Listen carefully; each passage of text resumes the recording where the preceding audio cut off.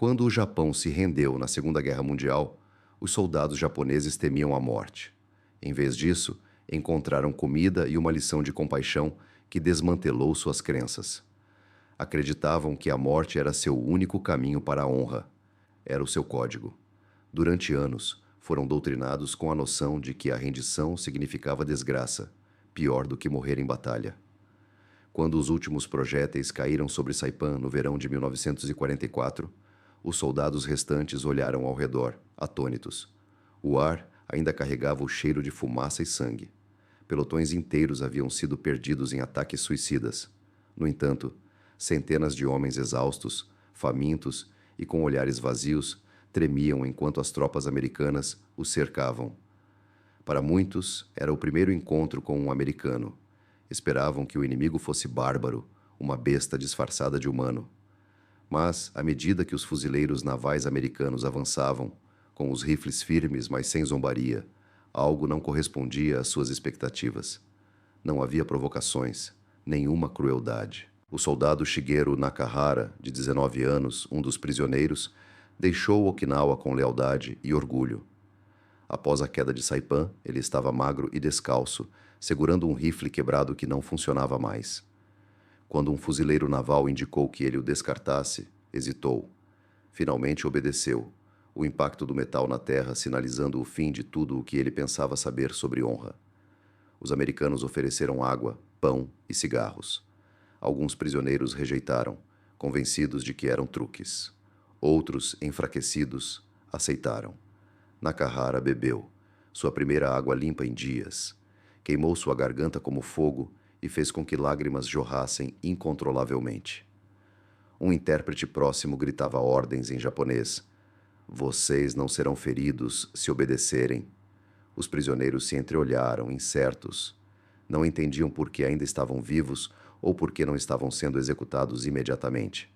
Rumores e propaganda lhes diziam que os americanos mutilavam prisioneiros. Em vez disso, os fuzileiros navais chamaram médicos para tratar seus ferimentos. Nos dias seguintes, enquanto o triunfo americano se desenrolava pelo Pacífico, mais prisioneiros foram capturados. De Guam a Tinian, um fluxo gradual de prisioneiros de guerra japoneses se acumulou sob vigilância americana. A maioria eram soldados debilitados demais para continuar lutando. Alguns civis também foram envolvidos na confusão. Cada um tinha uma expressão semelhante de angústia, desnutridos e envergonhados. Em zonas de detenção improvisadas perto da costa, os prisioneiros permaneciam em silêncio. Observavam os soldados americanos consumirem rações livremente, ocasionalmente compartilhando cantis ou biscoitos extras.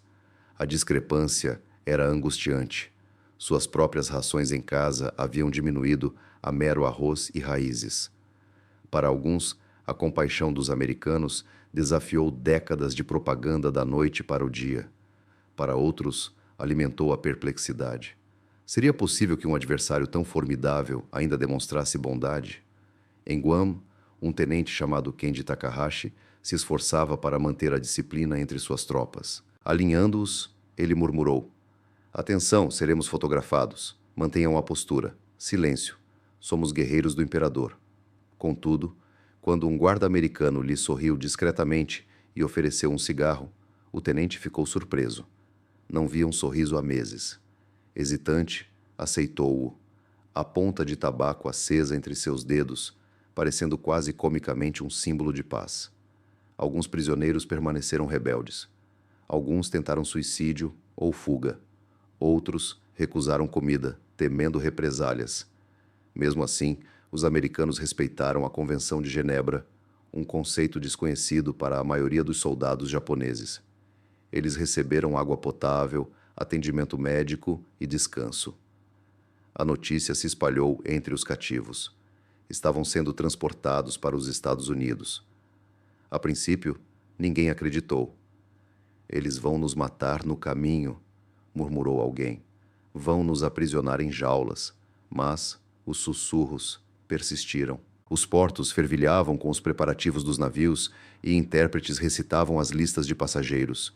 Homens permaneciam em silêncio, Contemplando o horizonte, muitos embarcando em sua primeira viagem marítima desde a Ásia, o desconhecido pairava ameaçadoramente. Contudo, uma tênue sensação de admiração começou a surgir. Como seria a América de verdade? Seria esta terra de adversários tão terrível quanto a propaganda sugeria? Ou tudo não passava de uma invenção? Nakahara rabiscou em seu diário escondido. Ainda estou vivo. Não entendo por quê. Os americanos nos consideram homens, não animais. Sinto vergonha e gratidão. Gostaria de poder apagar a voz do imperador da minha cabeça. Naquela noite, antes de as luzes se apagarem, o campo estava silencioso, exceto pelo rugido distante dos caminhões. Os prisioneiros permaneciam acordados, com dores de barriga e a dignidade despedaçada, sem saberem, naquele momento, que a provação mais difícil já havia passado, deixando o capítulo mais peculiar de sua viagem iminente. Do outro lado do Pacífico, navios aguardavam, destinados a transportar esses homens para um reino que lhes seria inconcebível. Ao amanhecer do dia em que foram escoltados até os cais, o ar estava pesado com a maresia e a apreensão. Uma fileira de soldados japoneses, indistintos como sombras, descia a prancha em direção a um navio de transporte com bandeira americana. Fuzileiros navais americanos permaneciam em silêncio, de braços vazios, mas mãos soltas. A embarcação cinzenta e desgastada, construída para o conflito, agora abrigava algo completamente diferente: os vencidos. Para a maioria dos prisioneiros, aquele era o primeiro contato com um navio americano. O espetáculo, o metal reluzente, a precisão disciplinada da tripulação, parecia um vislumbre de outra dimensão. Para eles, a América não era um lugar, era um mito, uma terra que simbolizava arrogância e poder. Contudo, ao embarcarem, não encontraram crueldade. Em vez disso, descobriram ordem, organização e diretrizes. O prisioneiro Nakahara foi impulsionado para a frente, com as mãos casualmente amarradas. Sob seus pés, o convés pulsava em uníssono com a batida implacável dos motores do navio, uma ressonância metálica, impiedosa e desconhecida. Assim que a embarcação iniciou sua jornada, um zumbido abafado percorreu os cativos. Alguns murmuravam invocações aos seus ancestrais, outros contemplavam o mar, na esperança de que a brisa levasse seus últimos pensamentos de volta ao Japão. O primeiro dia a bordo foi marcado pelo silêncio. Os homens foram encurralados nos convéses inferiores, separados da tripulação por barreiras metálicas e guardas sempre vigilantes. Baldes serviam como banheiros improvisados. Colchões revestiam as paredes e o ar cheirava a combustível. Recebiam rações 2 vezes ao dia, porções escassas de arroz e uma peculiar mistura marrom apelidada de picadinho de carne. Os soldados japoneses a encaravam com apreensão, questionando sua segurança para consumo. Um fuzileiro naval, um jovem guarda de Iowa chamado Cabo Stevens, os observava com interesse moderado. Por mais de 1 ano, ele lutara no Pacífico, testemunhando mortes suficientes para uma vida inteira. Agora, protegia homens que, apenas 1 mês antes, poderiam ter sido seus assassinos. Eles não parecem monstruosos, sussurrou para seu camarada. Apenas indivíduos exaustos. No segundo dia, uma tempestade se abateu sobre a embarcação. O navio balançou violentamente e os que estavam abaixo do convés começaram a vomitar. Os guardas distribuíram biscoitos de água e sal e toalhas de papel, falando em um inglês deliberado e claro que acreditavam ser ininteligível. Contudo, o gesto tinha significado. Pela primeira vez, alguns prisioneiros olharam seus captores diretamente nos olhos, não com animosidade, mas com perplexidade. No 4º dia, algo mudou. Os americanos permitiram que pequenos grupos subissem ao convés para tomar ar fresco. O Pacífico se estendia infinitamente ao redor deles, azul, tranquilo, traiçoeiro. Nakahara ficou de pé no parapeito, com as mãos no metal gelado, e contemplou o horizonte que desaparecia. Ele contemplou a casa, a cozinha da mãe, o som das cigarras nas noites de verão. Ele tentou imaginar o Japão do outro lado do oceano, e essa ideia lhe causou um nó na garganta. Perto dali, O tenente Takahashi observava também outro prisioneiro. Que estranho, sussurrou para o companheiro de cela. Eles nos permitem respirar ar, comer e até tomar sol. Nem sequer nos xingam. O homem incapacitado apenas olhou para o céu em resposta. Os americanos eram impessoais. Seguiam as regras à risca. Os prisioneiros eram contados, examinados e submetidos a avaliações médicas por médicos da Marinha. Alguns tinham feridas tropicais ou malária. Os médicos tratavam seus males sem o menor sinal de desprezo. Curavam feridas, distribuíam aspirina e, às vezes, fumavam juntos fora de serviço. Todas essas ações intrigavam os soldados japoneses, que haviam sido condicionados a acreditar que a rendição trazia vergonha e que a misericórdia indicava fraqueza. No entanto, eles se viam recebendo cuidados de seus algozes. Conforme a viagem prosseguia, rumores ecoavam no convés inferior. Alguns cogitavam que estariam sendo transportados para uma ilha de detenção. Outros especularam que eles seriam demitidos após o interrogatório. Um indivíduo afirmou ter ouvido americanos submetendo prisioneiros a experimentos. No entanto, a realidade era mais discreta, menos sensacional. Eles estavam sendo transportados para um sistema de campos de prisioneiros de guerra, espalhados pelos Estados Unidos, onde trabalhariam, suportariam e sobreviveriam à guerra. Semanas após o início da viagem, Nakahara ouviu risos vindos do convés superior. Marinheiros americanos compartilhavam anedotas, suas vozes reverberando pelos cascos de metal. Pela primeira vez em meses, ele ouviu algo além de ordens ou desordem. Parecia existência. Ele fechou os olhos e deixou o som envolvê-lo, sem saber por que o fazia sentir-se ao mesmo tempo calmo e insignificante. Ao avistarem o litoral da Califórnia, um zumbido estranho surgiu entre os prisioneiros. A paisagem era diferente do que esperavam. Colinas verdes, cidades pitorescas, prédios aparentemente intocados pelo conflito. Sem fumaça, sem destroços. A América parecia quase de outro mundo, como um sonho que ganha vida em cores vibrantes após anos de monotonia. Ao chegarem ao porto, foram instruídos a desembarcar. Os caminhões permaneceram parados no cais, com os motores zumbindo suavemente. Guardas armados patrulhavam o caminho em silêncio. Os detidos desembarcaram da embarcação, protegendo os olhos da luz do sol. Um deles murmurou: "Este lugar parece ter cheiro de trigo." A jornada pelo interior foi árdua. Atravessaram terras agrícolas, pastagens e cidades pitorescas, onde jovens observavam das varandas. Alguns retribuíram os acenos. Os detidos não estavam familiarizados com esse gesto, pois raramente haviam encontrado civis destemidos. Ao chegarem ao campo McCoy, em Wisconsin, o sol se punha e a brisa era fria. Arame farpado cercava fileiras organizadas de barracões de madeira. A bandeira americana tremulava orgulhosamente acima da entrada. Uma placa dizia: "Campo de prisioneiros de guerra do Exército do Zimeila 1002. Eles foram examinados, etiquetados e receberam números de identificação. O número de Nakahara era PAB-19. Ele o apertou com força, sentindo-se marcado e apagado ao mesmo tempo.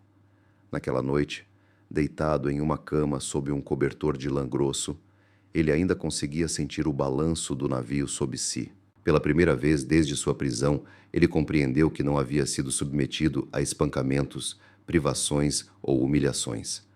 Ainda estava vivo e ninguém lhe havia pedido nada em troca. Contudo, a sobrevivência apenas lhe concedera um novo tipo de apreensão. Na manhã seguinte, os americanos iriam mostrar a esses homens algo que nem a guerra nem a propaganda haviam preparado. Os portões do campo McCoy se fecharam com um estrondo, isolando-os de seu mundo anterior. Linhas de arame farpado se estendiam em todas as direções, cercando barracões de madeira meticulosamente dispostos em estilo militar. Torres de vigia se erguiam acima das cercas, ocupadas por guardas americanos em trajes de lã, com seus rifles pendurados casualmente nas costas. O ar estava cortante e gélido. Para esses homens do Pacífico, onde a umidade envolvia as ilhas como uma segunda pele, o outono de Wisconsin parecia quase cruel. Dentro dos portões, os detidos japoneses avançavam lentamente sob o comando de sargentos e intérpretes que falavam inglês. Eles foram alinhados, revistados mais uma vez e receberam novas roupas. Uniformes caqui que não serviam direito, com a etiqueta PW, indicavam que agora eram prisioneiros do exército dos Ewa, substituindo seus antigos papéis como soldados do imperador. O soldado Shigeru Nakahara observava enquanto seu antigo uniforme, símbolo de sua identidade, era descartado. O desejo de resistir e se agarrar a algo que lhe lembrasse de casa o dominava, mas ele se viu incapaz de falar. Ao receber um cobertor dobrado de um guarda americano, hesitou antes de aceitá-lo e sussurrar um agradecido "obrigado" em inglês arranhado. O guarda apenas acenou com a cabeça e seguiu em frente. Perto dali, o tenente Takahashi se esforçava para manter a compostura enquanto um médico examinava seus olhos e boca. Quando questionado sobre ferimentos por meio de um intérprete, Takahashi respondeu estoicamente: "Um soldado não reclama." O intérprete transmitiu a mensagem e o médico esboçou um sorriso cansado em resposta. "Você não é um soldado neste momento?" murmurou ele suavemente. "Em vez disso, você é um homem que precisa de descanso." Takahashi não respondeu, mas suas mentes absorveram aquelas palavras. Após refletirem, foram conduzidos aos seus novos alojamentos. Longas estruturas de madeira repletas de beliches, cada um mobiliado com um colchão fino e um cobertor de lã. Apesar das dificuldades enfrentadas em cavernas e túneis devastados pela guerra, o lugar parecia quase opulento. Contudo, o peso da vergonha superava o do frio. O silêncio ensurdecedor entre eles não era apenas medo, mas uma luta por identidade. Haviam sido treinados para dar a vida pelo Japão, não para dormir sob o abrigo do inimigo. Ao cair da noite, o toque de um sino reverberou pelo acampamento. Guardas gritavam ordens sobre a alimentação. Os prisioneiros seguiram o aroma. Um calor estranho envolvia o ar, rico e substancial. Não era arroz nem peixe. Era algo mais. Alguns suspeitaram que fosse uma artimanha ou um teste. Mesmo assim, a fome subjugou a suspeita. Eles entraram no refeitório, onde longas mesas estavam meticulosamente dispostas em fileiras. Luzes fluorescentes fracas zumbiam suavemente acima, iluminando pilhas de pratos de metal enfileirados na entrada. Atrás de um balcão, cozinheiros americanos serviam porções de comida quente, ensopado de carne, batatas, pão branco, manteiga, café e pequenas tigelas de salada de frutas. Nakahara parou, maravilhado. Era carne de verdade, frutas de verdade. Itens que ele não provava há meses, vivendo de raízes, insetos e arroz embebido em água turva. Seu estômago se contraiu de incerteza ao ver aquilo. Quando chegou a sua vez, ele apresentou a bandeja com as mãos trêmulas. O cozinheiro, um homem corpulento do Kansas, empilhou uma porção generosa de ensopado e disse: "Coma à vontade." Os prisioneiros japoneses se sentaram cautelosamente. Nenhuma palavra foi dita. A primeira mordida foi hesitante, seguida por outra. O sabor, direto, salgado, estranhamente familiar e ao mesmo tempo estrangeiro, atingiu como uma onda. Um homem começou a chorar silenciosamente. Outro murmurou: "Eles estão nos alimentando como homens." Alguém murmurou uma oração. O tenente Takahashi fixou o olhar na bandeja. O ensopado estava denso, com cenouras e pedaços de carne. Era seu primeiro contato com a culinária americana. Uma vaga familiaridade com comida caseira lhe invadiu as narinas, mas a sensação era de algo mais denso, mais requintado. Ele deu uma mordida e uma ruptura inexplicável ocorreu dentro dele. Não por desgosto, mas por perplexidade. Toda a sua vida, ele fora levado a acreditar que os americanos eram bárbaros. No entanto, ali estava ele, experimentando compaixão a cada garfada. Nakahara, a poucos assentos de distância, enxugou as mãos, com os olhos brilhando intensamente.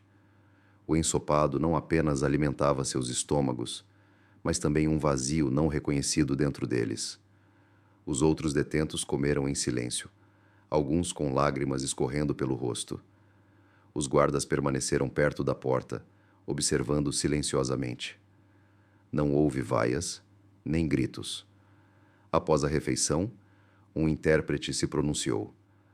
Vocês são prisioneiros de guerra, sob a proteção da Convenção de Genebra. Não sofrerão nenhum mal se cumprirem as regras. Vocês trabalharão, comerão e viverão.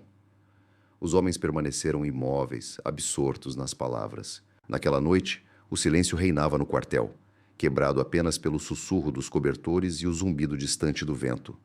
Durante meses, não houve trégua para as sirenes estridentes, os tiros ou as explosões. Mas naquela noite havia apenas respiração. Takahashi jazia imóvel, olhando para as vigas acima dele. Por quê? Murmurou na escuridão. Porque estamos sendo alimentados. De cima, uma voz suave respondeu. Era Nakahara. Talvez eles não nos desprezem tanto quanto pensávamos. O tenente permaneceu em silêncio, com o olhar fixo na parede até o amanhecer. Enquanto as colinas de Wisconsin saudavam o novo dia, a dura realidade do cativeiro começou a se impor. Com ela, vieram perguntas que desafiariam tudo em que acreditavam. A manhã seguinte chegou envolta em uma densa névoa que pairava sobre o campo. Guardas patrulhavam o quartel, chamando os prisioneiros. Nomes e números ecoavam pelo ar frio, um a um, com firmeza. Era o primeiro dia completo deles como prisioneiros. A peculiaridade da organização americana começava a se fazer notar. Após a chamada, as tarefas foram distribuídas. Alguns ficaram encarregados de limpar os alojamentos ou varrer os caminhos. Outros de descarregar suprimentos dos caminhões. Cada tarefa tinha seu próprio conjunto de regras, e cada regra continha uma dose de justiça. Os guardas impunham disciplina, mas não com crueldade. Os detentos japoneses observavam atentamente, antecipando o momento em que a gentileza se transformaria em ridículo ou punição. Contudo, isso nunca aconteceu. Ao meio-dia, o sino do campo tocou mais uma vez. O mesmo aroma pairava pelo pátio, quente, rico e estrangeiro. Os homens trocaram olhares. A refeição de ontem não fora por acaso. Estavam sendo alimentados adequadamente novamente. No refeitório, bandejas tilintavam e vozes murmuravam. O cardápio de hoje: purê de batatas, bolo de carne, vagem, uma fatia de pão branco com manteiga e, de sobremesa, algo para o qual não tinha um nome: torta de maçã. Os detentos formaram fila em silêncio como antes. Atrás do balcão, um cozinheiro americano esboçou um leve sorriso e cumprimentou. Bom dia, senhores. Apesar de poucos entenderem inglês, o tom afável era evidente. Essa cordialidade os inquietou mais do que qualquer palavra áspera. Quando Nakahara se aproximou do balcão, seu olhar encontrou o do cozinheiro. Naquele instante, ambos pararam por um breve momento. O cozinheiro notou um rosto que parecia jovem demais para a guerra, marcado por bochechas finas e olhos fundos. Sem dizer uma palavra, acrescentou uma porção extra de purê de batatas à bandeja e sussurrou: comam, vocês vão precisar. À mesa, os homens permaneceram rígidos, incertos sobre seu próprio comportamento. A primeira mordida trouxe outro momento de silêncio. Não era comida japonesa, nada de arroz, missô ou molho de soja. Mas era quente, substanciosa e temperada com algo que eles não experimentavam há muito tempo: gentileza. O tenente Takahashi levou a boca cheia de bolo de carne, mastigando lentamente. Ele esperava não gostar, talvez até cuspir. No entanto, o sabor o fez parar. Que fofo, murmurou ele. Do outro lado da mesa, Nakahara assentiu em silêncio. Na ponta da mesa, um jovem soldado empurrou abruptamente sua bandeja de comida para o lado. Em japonês, murmurou: não merecemos isso. Ele alegou que os americanos estavam zombando deles. Takahashi olhou para ele. Eles poderiam ter nos deixado passar fome, disse suavemente, mas nos alimentam. Talvez não sejam eles que estejam zombando, acrescentou Takahashi. Não houve resposta, mas o sentimento pairou como fumaça no ar. Além do corredor, guardas permaneciam pacientemente, alguns apoiados em seus rifles, outros fumando, sempre observando pelas janelas. Não interferiam, mas sua presença era firme, constante, não agressiva. Quando a refeição terminou, alguns prisioneiros se levantaram levemente e fizeram uma leve reverência antes de partir. Esse gesto não era obrigatório, apenas parecia apropriado. Mesmo na derrota, o respeito era algo que ainda prezavam. Mais tarde, naquele dia, os homens foram autorizados a escrever cartas curtas usando papel, lápis e instruções explícitas da Cruz Vermelha Internacional. As instruções proibiam informações militares, permitindo apenas mensagens pessoais. Linha por linha, o intérprete traduziu suas palavras. Nakahara escreveu para sua mãe: "Eu moro na América. Eles nos tratam com justiça. Não se preocupe." Ao entregar o papel ao guarda, o homem examinou a seção em inglês e assentiu. "Bem", murmurou ele, "você o devolverá rapidamente." Naquela noite, o quartel pareceu mais aconchegante. Alguns homens se calaram enquanto adormeciam. A apreensão que antes lhes preenchia os corações estava se transformando em algo mais complexo, algo semelhante à confusão misturada com gratidão. Takahashi permaneceu acordado, olhando para as vigas do teto. "Dizem que compaixão é sinal de fraqueza", sussurrou ele, "mas talvez seja algo diferente." Da cama ao lado, a voz de Nakahara ecoou na escuridão. "Você acha que eles nos desprezam?" O tenente ponderou por um momento. "Eles fazem guerra contra nós", respondeu, "mas não acho que nos detestem como nos disseram." Para além dos cercados, a vida persistia. Os agricultores trabalhavam, as crianças frequentavam a escola, as famílias jantavam junto a fogões aconchegantes dentro de casa. Dentro da cerca, aqueles que outrora juraram perecer pelo imperador descobriam que a benevolência do adversário podia ser tão desconcertante quanto seu armamento. Os dias se tornaram rotineiros: trabalho, refeições, sono. A culinária raramente variava, mas transformou-se em algo sacrossanto. A primeira refeição americana deixou de ser apenas uma história, tornou-se um instante que remodelou a resistência. Alguns homens guardavam secretamente suas canecas e pratos de metal como lembranças. Alguns até trocavam pacotes de café dos refeitórios por mais pão, rindo baixinho em uma língua ininteligível para os guardas. Certa tarde, algumas semanas depois, um oficial americano passou pelo acampamento e perguntou, por meio de um tradutor, se a comida era aceitável. Takahashi se levantou e respondeu formalmente: "Sim, senhor." "Mais do que merecemos", reconheceu o oficial com um único aceno de cabeça e então afirmou: "Vocês não são prisioneiros da animosidade, nem prisioneiros de guerra." Naquela noite, enquanto Nakahara escrevia outra carta, acrescentou uma nova linha no final: "Somos nutridos como eles se nutrem. Não consigo compreender, mas sou grato." Ele fez uma pausa, largou o lápis e fechou os olhos. Ainda assim, conseguia se lembrar do sabor do ensopado daquela primeira noite. O calor, o sal, a doçura peculiar escondida em uma colherada de alimento. Paz. Mas, uma vez provada, a bondade transforma tudo. E em pouco tempo, a existência diária no campo McCoy começou a alterar a percepção que tinham de si mesmos. Na terceira semana, a rotina do campo McCoy já era habitual. Os prisioneiros levantavam com o amanhecer, faziam fila para a inspeção, trabalhavam durante o dia e terminavam cada noite com o mesmo pedido de descanso. O ritmo rigoroso da vida militar permanecia, apenas com uniformes diferentes. O que mais os surpreendeu foi como a vida rotineira em um campo de prisioneiros de guerra americano se tornou familiar. As tarefas variavam. Alguns homens limpavam o campo, outros consertavam cercas ou cortavam lenha para a cozinha. Os mais jovens eram ocasionalmente escoltados até fazendas vizinhas, sob supervisão, onde ajudavam na colheita de beterrabas e batatas. Em troca, recebiam fichas do acampamento, pequenas moedas de papelão que podiam ser trocadas no refeitório por itens como sabonete, material escolar ou alguma iguaria rara, como uma barra de chocolate. Era uma experiência incomum serem vistos como trabalhadores em vez de inimigos. Ainda mais peculiar era o conceito de pagamento.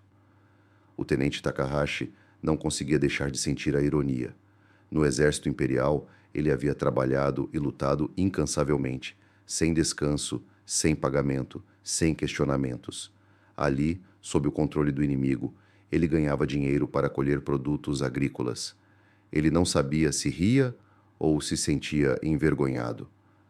Certa tarde, enquanto transferia caixas para um caminhão, Nakahara ouviu dois guardas americanos conversando por perto. Eles eram bem jovens, não muito mais velhos que ele. Um deles falava sobre sua esposa em Illinois, sobre as cartas que ela enviava com um leve aroma de perfume. O outro brincava sobre a saudade da torta de maçã da mãe. O riso deles era despreocupado e espontâneo. Nakahara os observava em silêncio. Pela primeira vez, ele se perguntou se aqueles homens, seus captores, tinham mães que rezavam por eles como a sua. Ao meio-dia, os guardas distribuíram sanduíches, pão branco, presunto e mostarda. Nakahara recebeu um e sentou-se em um toco de árvore. O guarda que lhe entregou o sanduíche, um homem com as bochechas queimadas de sol, acenou minimamente com a cabeça. Não houve troca de palavras, apenas aquele gesto sutil. Foi o suficiente. Dentro do campo, conversas entre os prisioneiros começaram a surgir. Eles pararam de falar sobre morrer pelo Japão e passaram a se concentrar em sobreviver na América.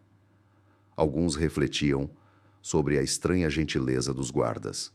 Outros debatiam se era genuína ou tática. Alguns persistiam na relutância em comer, mantendo o antigo código de lealdade. No entanto, a fome prevalecia. Gradualmente, até os homens mais rígidos começaram a fazer fila para o refeitório. À noite, depois do trabalho, os prisioneiros ocasionalmente ouviam música tocando baixinho vinda da guarita.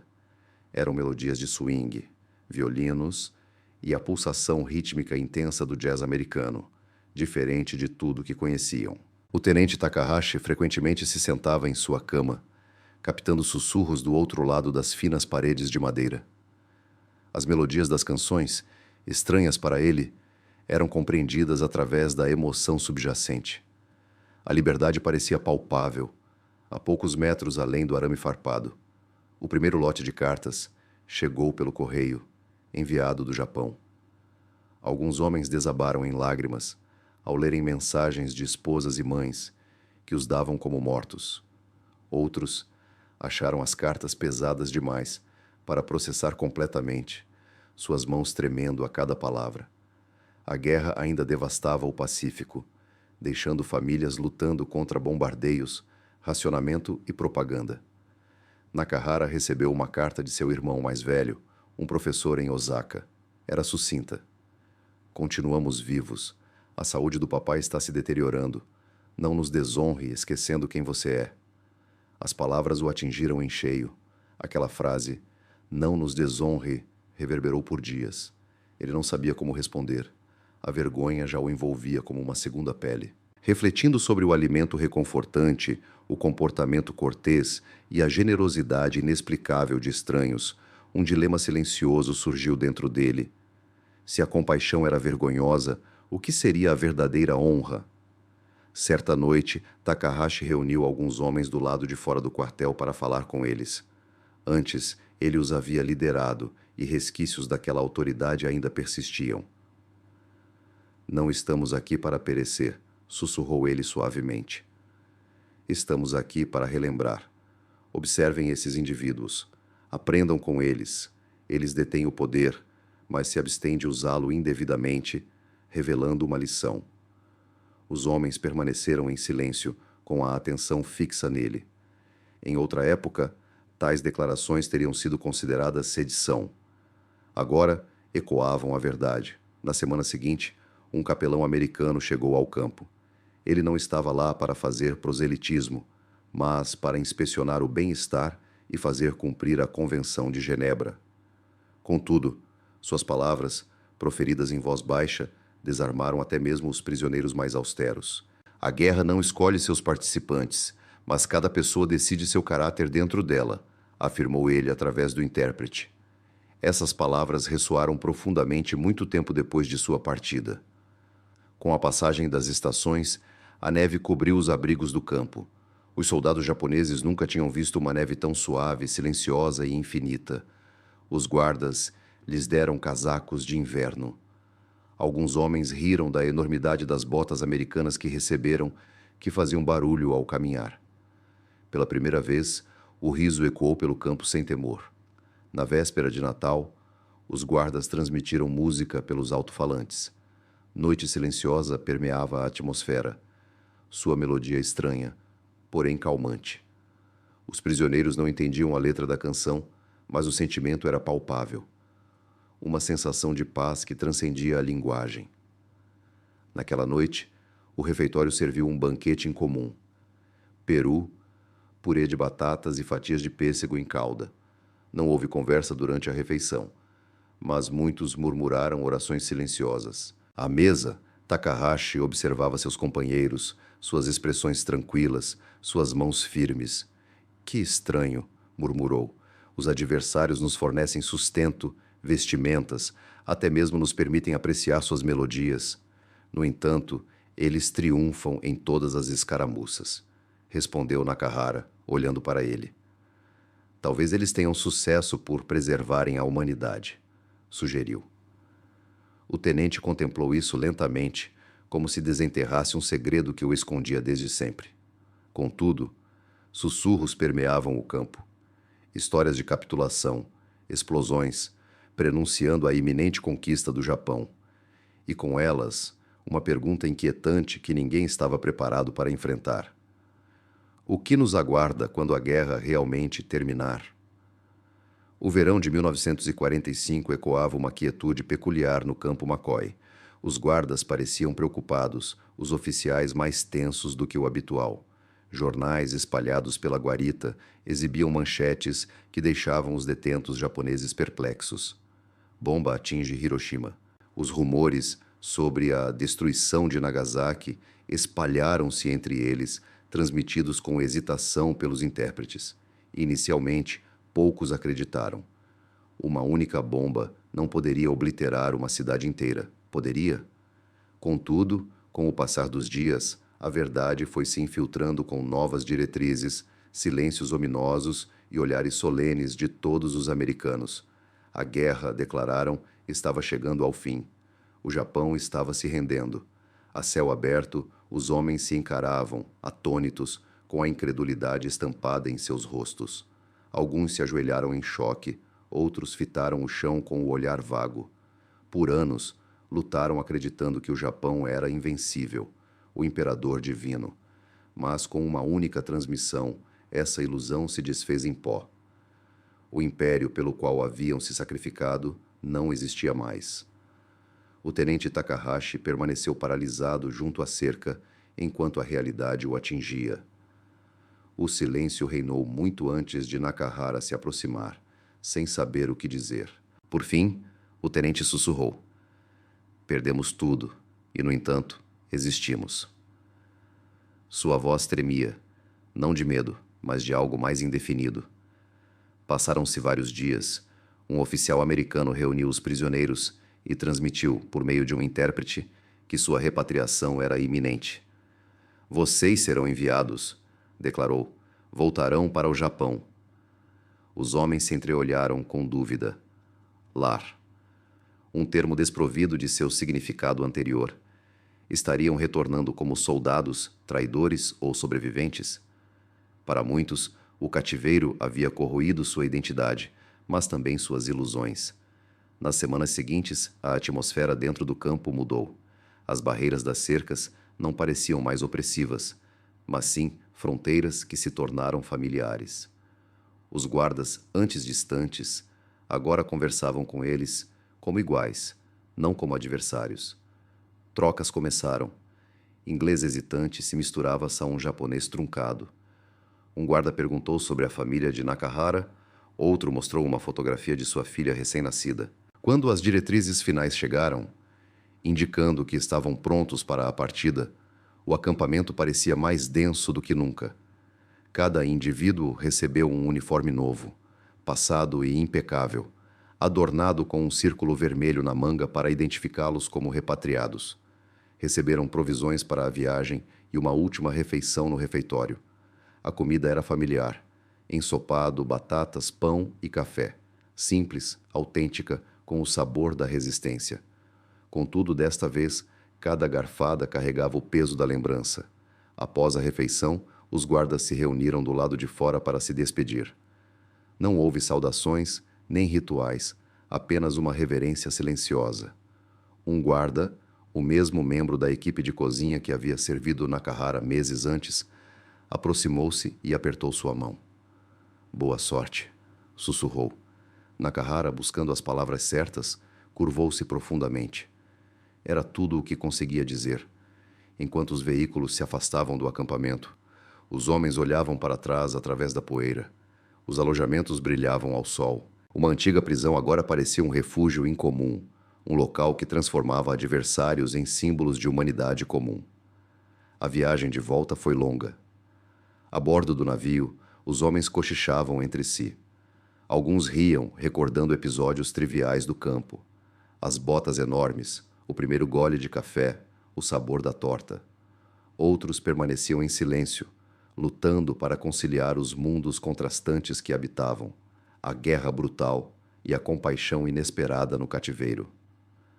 Ao chegarem ao Japão, a destruição era indescritível. Cidades em ruínas, famílias desabrigadas, bairros inteiros arrasados pelo fogo. Os homens desembarcaram como estrangeiros em sua própria terra. Alguns foram recebidos por parentes que choravam de alegria. Outros encontraram apenas silêncio. Para muitos japoneses, o retorno dos prisioneiros de guerra simbolizava a vergonha. Eles haviam sobrevivido enquanto outros pereceram, e essa sobrevivência lançava uma sombra sobre eles.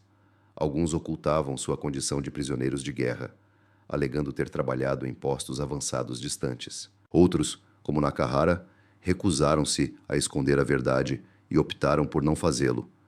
Nos anos seguintes, ele guardou apenas uma fotografia do campo McCoy, uma imagem desfocada tirada por um fotógrafo americano que retratava prisioneiros de guerra em fila para o jantar. Nela, ele se reconheceu no final da mesa, magro e sombrio, segurando uma colher. Essa imagem serviu como um símbolo discreto de algo que a guerra jamais poderia apagar: a compaixão, mesmo entre adversários. Takahashi encontrou emprego como educador após a ocupação. Seus alunos frequentemente perguntavam sobre os americanos. Ele hesitava antes de responder, lembrando-se do ensopado, da alegria, dos guardas que demonstravam respeito. Então, ele dizia: "Eles eram humanos, muito parecidos conosco. Alguns eram gentis, outros não. Mas eles me ensinaram algo que nenhum triunfo jamais poderia transmitir, que a misericórdia vence o medo." Anos depois, quando se encontraram por acaso em Tóquio, estabeleceram-se em uma modesta casa de chá à beira do rio. Ambos estavam envelhecidos, seus rostos marcados pela passagem do tempo. Em conversa, eles relembraram suas famílias, a tranquilidade e o campo onde estiveram confinados. Nakahara murmurou baixinho: "Lembro-me vividamente da nossa primeira refeição lá. Ela me transformou, fazendo-me enxergá-los não como monstros, mas como seres humanos." Takahashi respondeu com um sorriso nostálgico. "De fato", concordou. "Aquela refeição foi o primeiro momento em que me senti livre, mesmo em meio aos limites de uma cerca." Permaneceram em silêncio depois disso, apenas ouvindo o sussurro suave do rio lá fora.